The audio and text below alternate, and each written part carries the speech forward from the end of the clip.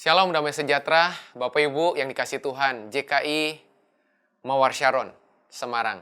Senang boleh kembali berjumpa dengan saudara dan saya senang sekali lagi boleh melayani Bapak Ibu, saudara sekalian di kesempatan minggu ketiga di bulan Agustus. Nggak kerasa kita sudah memasuki bulan ke-8 di tahun 2021. Dan sampai dengan hari ini kita terus ada dalam situasi pandemi yang kita yakini bersama berangsur-angsur pulih. Dan percayalah, Tuhan adalah Allah yang akan terus bersegera memulihkan bangsa dan negara kita. Saya mengucapkan banyak terima kasih tentunya buat Pastor Iman dan Vivi yang memberi saya kesempatan boleh melayani Bapak Ibu pada kesempatan di minggu ketiga di bulan Agustus ini. Ya, saya berdoa keadaan Bapak Ibu saudara sekalian dalam keadaan yang sehat, baik-baik saja. Dan apapun keadaanmu, apapun kondisi situasimu, percayalah Tuhan akan selalu mengambil keuntungan dari keadaan terburuk sekalipun yang Anda hadapi, Anda alami. Tuhan akan selalu mendapatkan manfaat. Tuhan akan terus berupaya memperoleh manfaat seburuk apapun keadaan saudara. Mari hari ini gantungkan pengharapanmu, gantungkan imanmu kepada Dia yang akan terus mengawal kehidupan Bapak Ibu. Oke, dan sebelum kita lebih jauh masuk pada firman Tuhan di kesempatan hari ini, kita akan bersama-sama mengambil waktu tunduk berdoa di hadapan Tuhan. Saya akan memimpin saudara. Mari kita saat teduh sebentar, menyerahkan semua pemberitaan firman Tuhan dari menit awal sampai akhir ke dalam kehendak dan kendali Tuhan sepenuhnya. Kita berdoa. Mari Bapak Ibu kita berdoa. Kami bersyukur Bapak buat hari ini. Bersyukur karena Tuhan yang baik. Bapa yang terus memelihara kehidupan kami. Apapun keadaan situasi yang hari-hari ini bahkan di menit saat ini. Sembari kami mendengarkan firman-Mu. Firman Tuhan. Apapun keadaan kami, Tuhan pegang kendali. Tuhan bukan cuma pegang kendali, Tuhan bukan cuma kontrol. Tetapi Tuhan akan menuntun kami kepada seluruh maksud-maksud kekal Tuhan dalam kehidupan kami. Terima kasih. Sampaikan isi hati Tuhan berbicara buat setiap kami. Kami buka hati kami selebar mungkin. Supaya setiap kebenaran firman-Mu menjadi kebenaran yang mengubahkan kehidupan kami. Kristuslah satu-satunya pusat kerinduan kami, pusat yang terus ada di dalam hati kami. Bahkan sementara pemberitaan-Mu disampaikan, hamba-Mu terfokus hanya untuk menyuarakan kebenaran-Mu, menyuarakan isi hati-Mu. Kristuslah yang akan mendapatkan kredit poin, dimuliakan, diagungkan, dan dihormati dalam seluruh kehidupan kami. Terima kasih. Kami serahkan waktu ini ke dalam tangan Tuhan. Dalam nama Yesus kami berdoa. Haleluya. Amin, amin. Dalam rangkaian tema khotbah di bulan Agustus, tepat di mana bangsa kita, negara kita, di tanggal 17 Agustus kemarin merayakan ulang tahun kemerdekaan Republik Indonesia ke-76. Perjalanan panjang 76 tahun. Tuhan memberkati bangsa ini. Tuhan memelihara bangsa ini. Tuhan mengawal dan menjaga bangsa ini. Dan kalau saudara tentunya melihat banyak bertebaran ya di sudut-sudut kota Semarang, sama seperti halnya di Surabaya mungkin, atau mungkin di medsos ataupun di TV kalau saudara mengikuti dengan baik, memperhatikan ya tema dari HUT Hari Ulang Tahun Kemerdekaan ke-76 bangsa kita adalah Indonesia Tangguh dan Indonesia Tumbuh. Saya senang dengan tagline itu, saya senang dengan tema itu. Sebab tema itu menyiratkan ada sebuah harapan. Tema itu menyiratkan sebuah optimisme tinggi. Bahwa kita memang bangsa yang tangguh, kita memang bangsa yang sedang dan akan terus bertumbuh. Dan saya berdoa, biar kehidupan kita juga menjadi kehidupan yang terus-menerus tangguh di dalam Dia.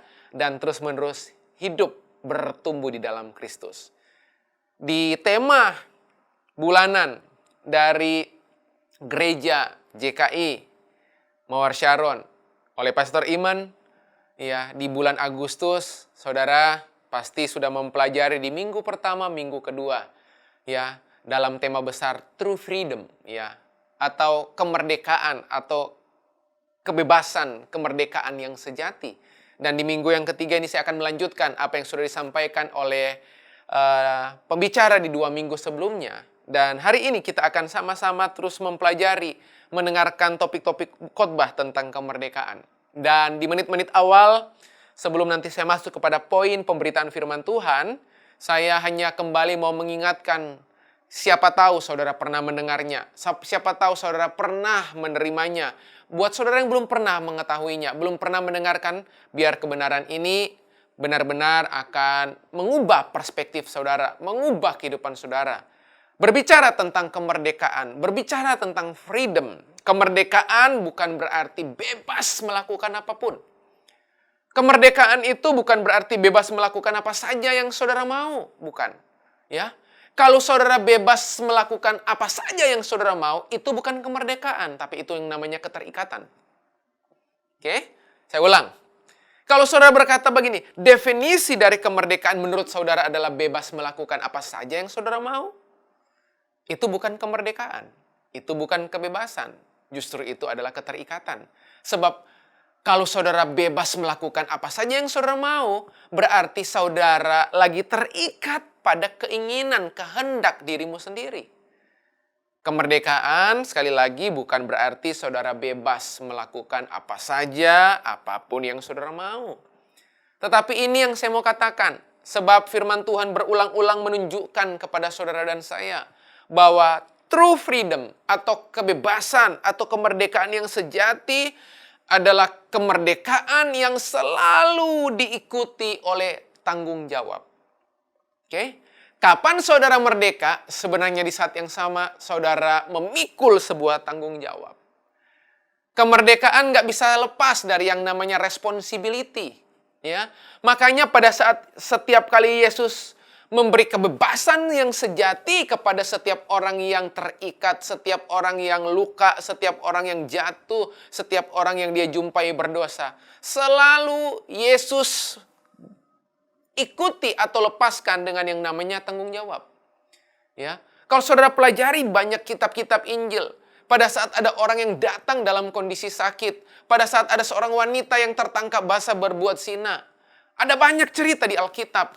Alkitab selalu menulis, lalu Yesus menjamah mereka, lalu Yesus menyentuh kehidupan mereka, lalu kehadiran Yesus mengubah kehidupan mereka, dan selalu ada kalimat penutup yang selalu tampil di banyak kitab Injil, pergilah dan jangan berbuat dosa lagi. Jadi kemerdekaan setelah Anda terima, setelah Bapak Ibu Saudara terima, ingat baik-baik bahwa kemerdekaan itu selalu berjalan berbarengan, bahkan terikat bersama-sama dengan yang namanya tanggung jawab. Bayangkan sebentar kalau Anda naik sepeda. Saudara bisa membayangkan sepeda itu ada 2 pedalnya, pedal kiri dan pedal kanan. Jadi pedal kirinya itu kemerdekaan, pedal kanannya itu tanggung jawab. Saudara bisa bayangkan kalau saudara naik sepeda yang manual gitu ya, saudara naik sepeda lalu cuma ada pedal sebelah kiri. Bagaimana mungkin saudara akan bisa bersepeda dengan baik? Bahkan besar kemungkinan sepeda saudara waktu saudara naiki nggak akan bertolak, nggak akan berjalan dengan sempurna dan mengakibatkan Anda kembali jatuh. Jadi coba lihat, perhatikan dengan baik. Orang yang memahami kemerdekaan yang sejati adalah orang yang bersiap menerima tanggung jawab. Orang yang hidup dalam kemerdekaan yang sejati adalah orang yang sadar bahwa kemerdekaannya itu ada batasnya. Batasnya adalah tanggung jawabmu. Jadi sejauh mana Anda bebas adalah sejauh Anda bertanggung jawab dalam kehidupanmu. Jadi kebebasan itu bukan berarti nggak ada kontrolnya. Kebebasan itu bukan berarti seenak kita sendiri. Kebebasan itu berarti hadirnya tanggung jawab dalam kehidupan saudara. Oke? Hadirnya tanggung jawab dalam kehidupan saudara. Waktu saudara diberkati, ya, berkat itu datang dalam kehidupan saudara. Apakah berkat itu nggak ada tanggung jawabnya? Oh, ada.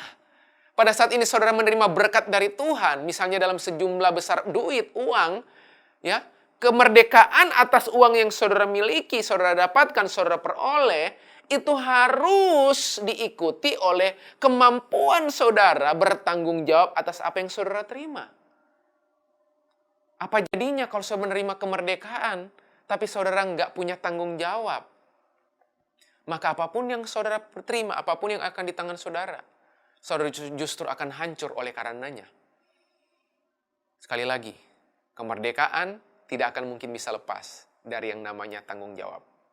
Jadi kapan Anda lihat orang bertanggung jawab, itu justru orang merdeka.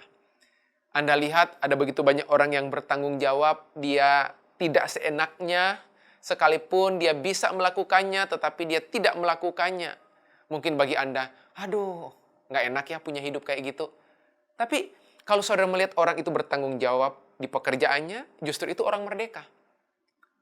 Kalau saudara melihat ada orang bertanggung jawab dalam seluruh area kehidupannya, berarti dia telah merdeka di area kehidupannya. Ada beberapa orang bertanggung jawab di keuangannya, tapi nggak bertanggung jawab di area pekerjaannya. Ada orang yang bertanggung jawab di area hubungan dengan sesama, tapi dia nggak bertanggung jawab di area keuangan misalnya. Berarti orang tersebut tidak mengalami kemerdekaan yang sejati. Itu kemerdekaan semu, kemerdekaan sesaat. Ya, sekali lagi di menit-menit awal ini saya kembali mau ingatkan, ingat baik-baik Bapak Ibu yang dikasihi Tuhan. Kemerdekaan itu sama dengan tanggung jawab. Oke?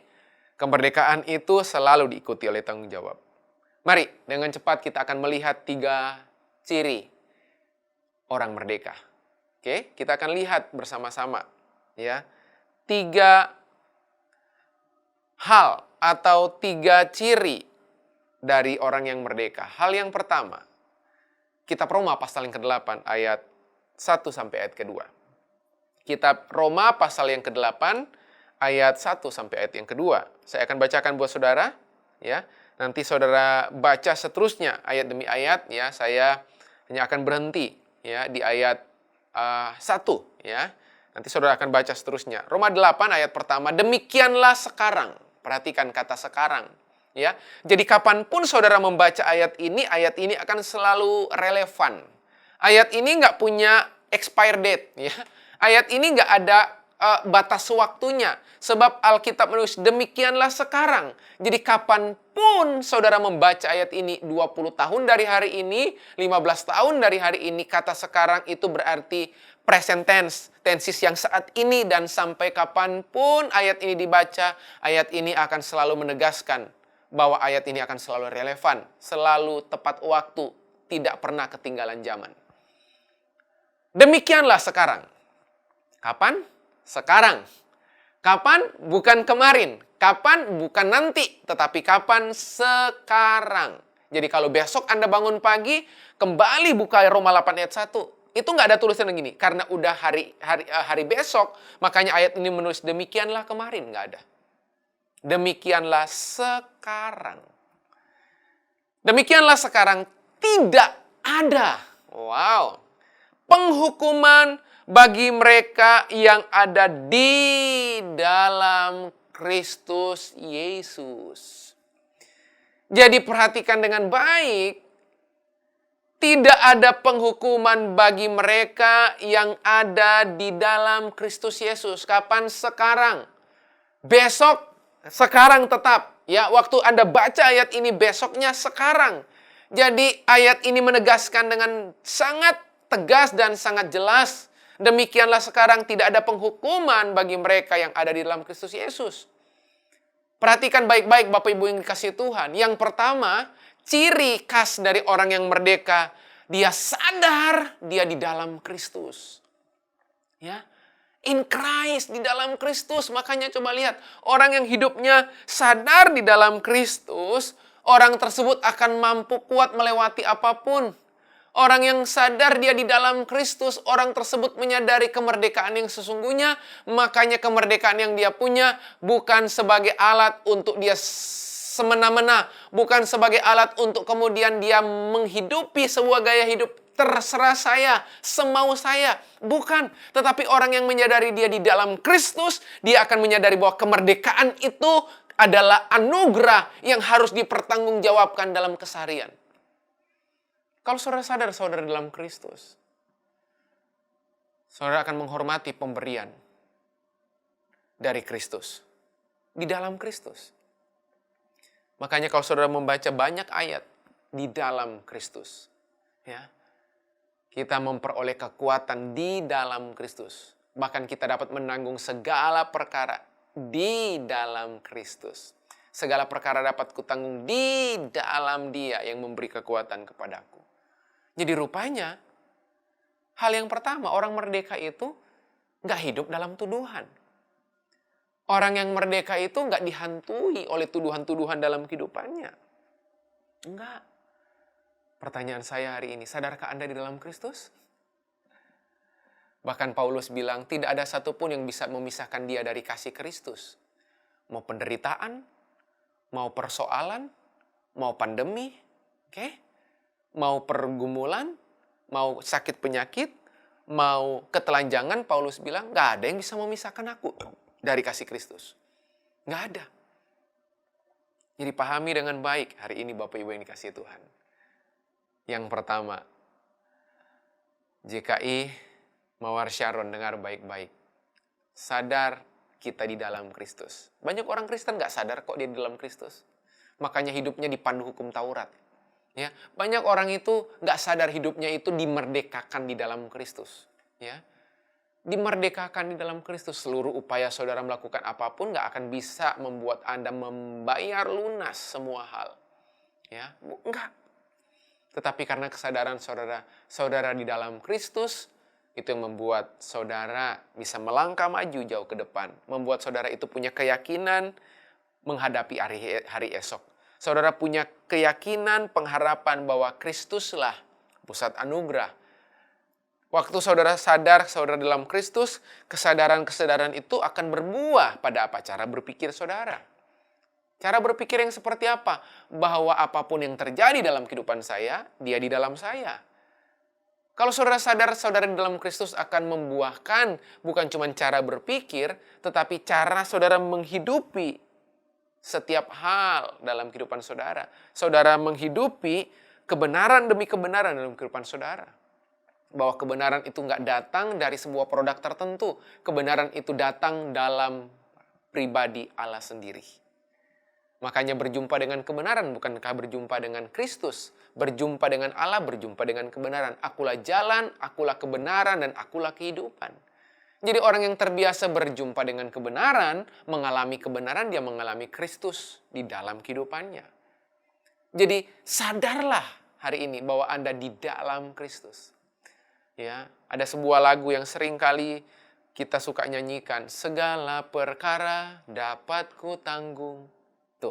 Di dalam Dia yang memberi kekuatan. Tuh.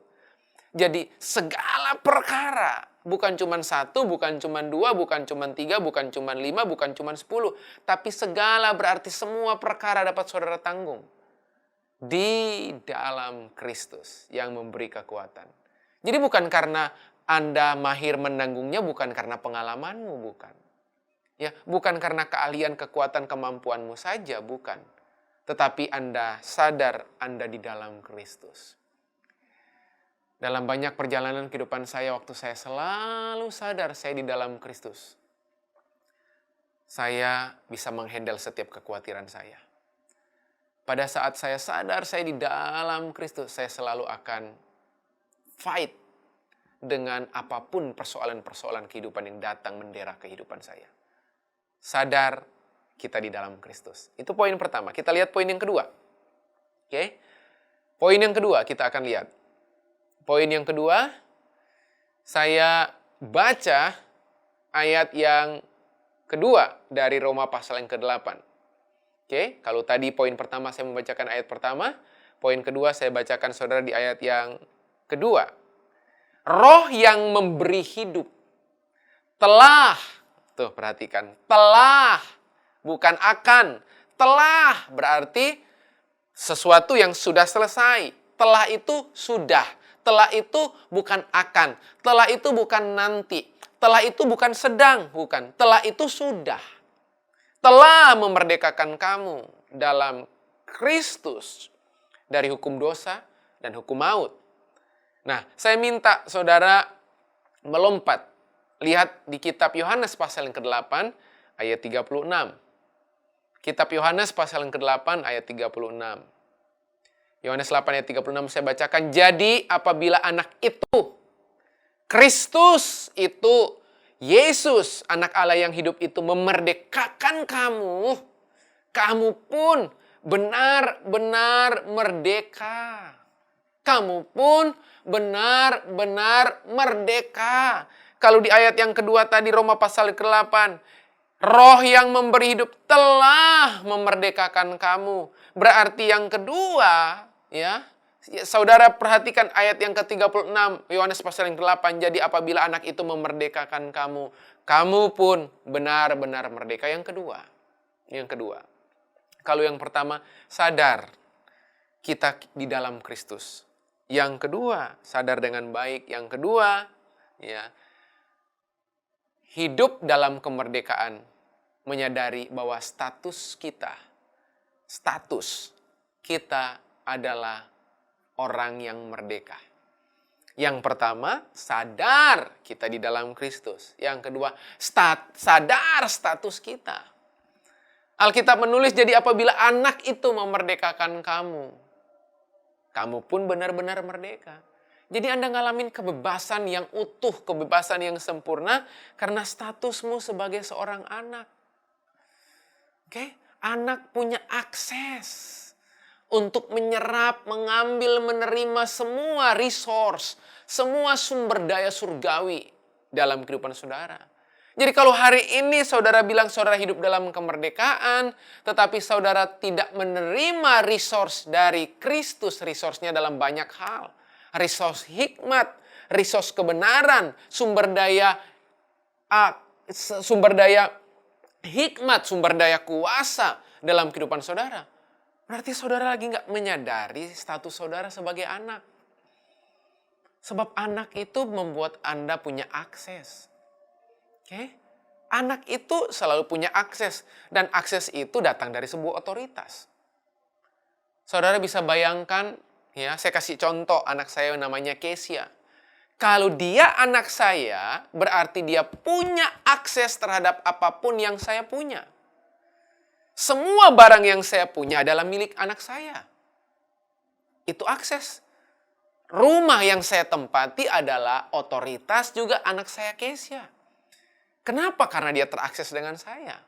Begitu juga dalam pemuritan, bukan? Begitu juga dalam pembapaan, dalam spiritual journey, perjalanan-perjalanan rohani. Apa yang dimiliki oleh bapak rohani, dimiliki juga oleh anak rohani. Akses apapun yang bapak punya menjadi akses yang dimiliki anak. Wow. Rupanya kemerdekaan itu bukan cuma sekedar kita hanya berkata-kata, oh saya merdeka di dalam Kristus. Loh, merdeka di dalam Kristus itu apa? Ya sadar Anda di dalam Kristus. Merdeka di dalam Kristus itu apa? Punya pengertian apa? Sadar status Anda anak. Oke? Anda bukan lagi hamba, Alkitab bilang, tetapi anak yang menerima ahli waris. Menerima ahli waris.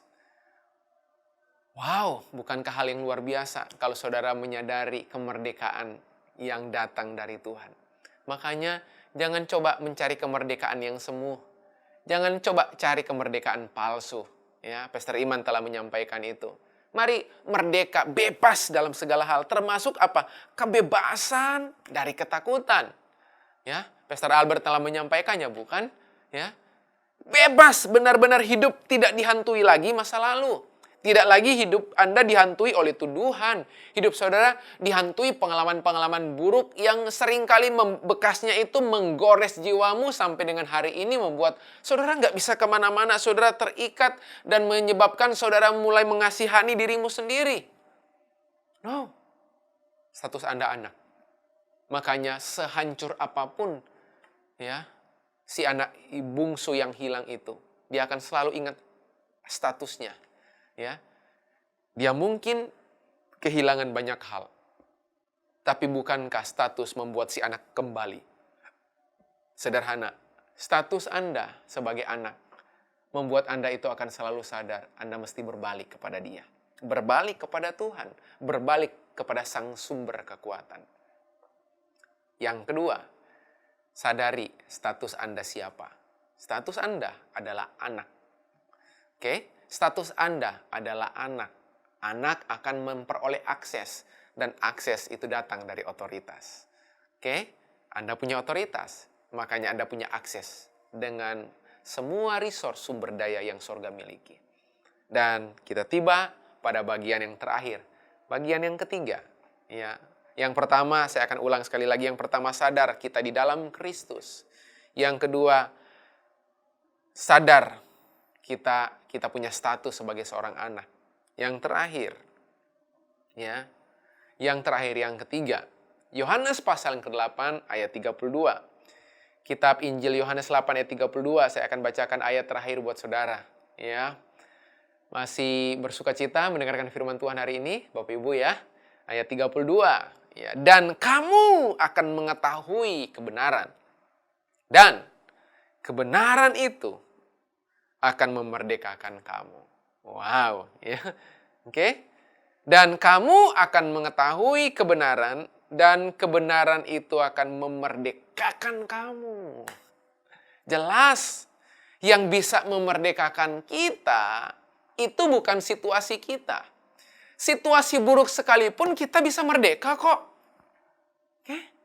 Situasi yang buruk, berat sekalipun, Anda pernah lihat ada orang yang mengalami hal-hal yang buruk dalam kehidupannya. Bahkan bukan sudah mengalami, bahkan sementara sedang mengalami, hidupnya tetap bersuka cita. Hidupnya tetap merdeka di dalam Kristus, hidupnya tetap merdeka dalam kesehariannya. Sederhana. Ayat ini bilang, dan kamu akan mengetahui kebenaran, dan kebenaran yang Anda ketahui itu yang akan memerdekakan kamu. Berarti kebenaran yang apa? Yang seperti apa yang akan memerdekakan kita? Kebenaran yang Anda ketahui. Makanya kita akan sulit mengalami kemerdekaan yang sesungguhnya kalau kita nggak mencintai kebenaran. Makanya ada begitu banyak orang nggak merdeka bukan karena Kristus nggak hadir dalam kehidupannya. Bukan. Kristus hadir dalam kehidupannya. Hanya persoalannya orang itu tidak mengetahui dengan benar kebenaran yang benar-benar kebenaran itu. Sebab Alkitab bilang, kebenaran yang seperti apa akan memerdekakan saudara? Kebenaran yang seperti apa? Baca bagian A, ayat 32. Kebenaran yang Anda ketahui, dan kamu akan mengetahui kebenaran. Dan kebenaran itu yang mana? Kebenaran yang saudara ketahui. Makanya kebenaran yang saudara nggak ketahui nggak akan memerdekakan saudara. Nggak akan. Hanya kebenaran yang saudara ketahui, itu yang akan memerdekakan saudara. Bagaimana caranya? Pertanyaannya, supaya saudara selalu mengetahui kebenaran? Sederhana jawaban saya. Kenalah kebenaran itu. Bagaimana mungkin saya bisa mengenal dengan baik Pastor Iman dan Vivi? Sederhana, saya mesti bergaul karib dengan Pastor Iman dan Vivi. Bagaimana saya bisa mengenal Pastor Albert dengan baik? Gampang jawabannya. Saya harus mengenal Pastor Albert dengan baik. Sebab apa yang saya kenali, itu yang akan memerdekakan saya. Apa yang saya kenali, itu yang akan saya nikmati dalam kehidupan saya. Kebenaran itu yang mana? Kebenaran yang saudara ketahui. Itu yang akan memerdekakan saudara. Makanya yang ketiga, kalau yang pertama sekali lagi sadar kita di dalam Kristus. Yang kedua sadar status kita sebagai anak. Yang ketiga sadar untuk menghidupi kebenaran. Sadar untuk mengenal dan menghidupi kebenaran. Makin saudara mengenal kebenaran, makin saudara tertarik menghidupi kebenaran. Dan makin seringnya saudara tertarik menghidupi kebenaran, selalu saja ini yang terjadi. Apa yang saudara kenali, apa yang saudara hidupi, saat yang sama saudara akan mengalami kemerdekaan. Jadi kemerdekaan itu Alkitab bilang datang dari saudara menghidupi kebenaran itu dan mengenali kebenaran itu. Kebenaran yang saudara kenali akan menuntun saudara menghidupi apa yang saudara kenali, dan pertambahan atau penjumlahan dari apa yang saudara kenali dan apa yang saudara hidupi itu menghasilkan kemerdekaan yang sejati. Kemerdekaan yang sesungguhnya. Sekali lagi saya berdoa hari ini biar kebenaran ini mendapat tempat di hati saudara. Ada 3 hal yang kita pelajari hari ini. Ya, kemerdekaan yang sesungguhnya adalah kemerdekaan yang diikuti, diikat oleh tanggung jawab. Ada 3 hal. Yang pertama, sadar kita di dalam Kristus. Yang kedua, sadar status kita anak. Yang ketiga, sadar untuk mengenal dan melakukan kebenaran. Sadar untuk mengetahui dan mencintai kebenaran. Dan kebenaran itu akan memerdekakan saudara. Umat yang merdeka, saya percaya, umat yang merdeka adalah orang-orang yang mempraktikkan 3 hal ini. Sadar siapa kita di dalam Kristus. Oke? Sadar kita di dalam Kristus. Yang kedua, sadar status kita sebagai anak. Dan sadar untuk kita mengenal dan mencintai kebenaran. Selamat hari Minggu. JKI Mawar Sharon. Tuhan Yesus memberkati saudara. God bless you all. Tuhan Yesus memberkati.